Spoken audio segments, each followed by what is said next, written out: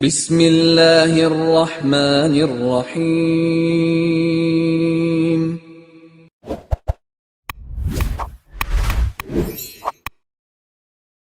السلام علیکم ورحمۃ اللہ وبرکاتہ۔ الحمد للہ وکفی وسلام علی عبادہ الذین اصطفی، اما بعد۔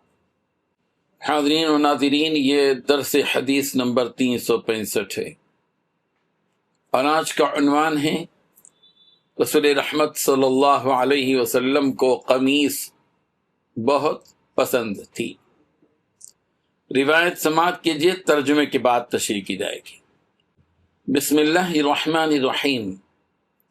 عن ام سلمة رضی اللہ عنہا قالت كان احب الثياب الى رسول اللہ صلی اللہ علیہ وسلم القمیص، رواہ الترمذی۔ ترجمہ یوں ہے، ام المؤمنین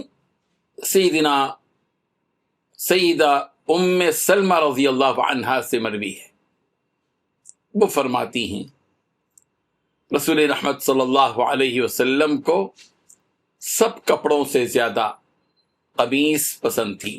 قمیص، یہ حدیث ام المؤمنین سیدہ ام سلمہ رضی اللہ عنہا سے صحیح سند کے ساتھ مروی ہے کہ رسول اللہ صلی اللہ علیہ وسلم کو تمام کپڑوں میں قمیص سب سے زیادہ پسند تھی۔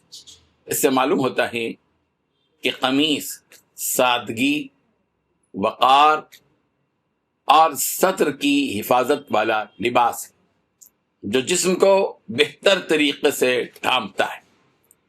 یہ حدیث اس بات کی دلیل ہے کہ لباس میں اسلام کا مزاج تکلف کے بجائے اعتدال ہے، صفائی ہے اور سادگی ہے۔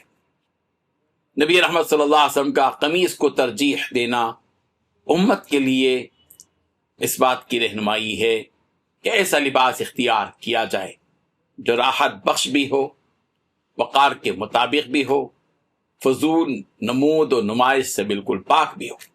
اللہ تعالی عمل کی توفیق عطا فرمائے، آمین۔ وآخر دعوانا ان الحمد للہ رب العالمین۔